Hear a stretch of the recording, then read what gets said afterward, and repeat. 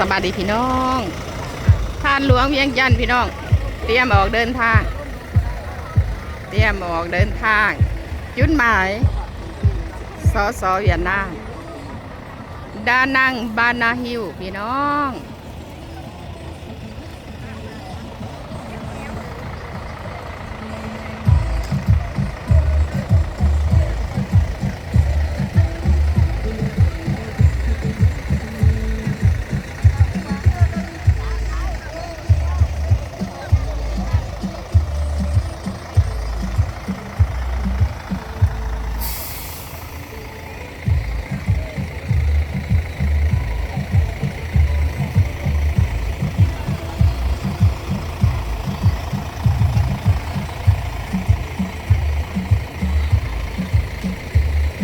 เดินพระธาตุหลวงเวียงจันทน์ยามแรงพี่น้อง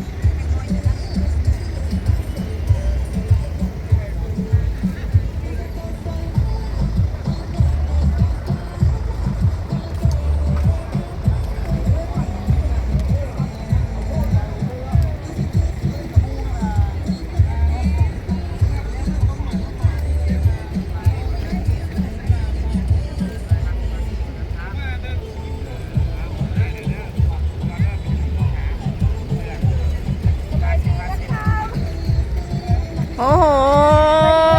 มาใกล้แท้กำลัง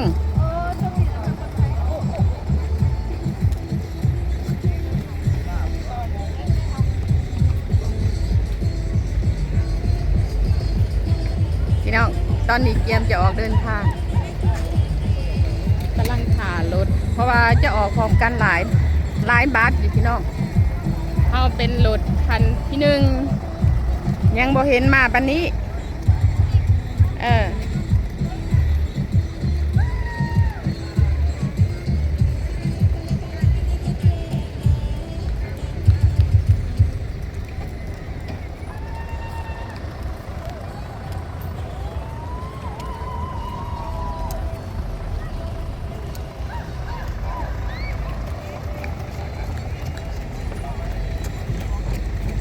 กระเป๋าผ้าสำหรับผ้าตัวนี้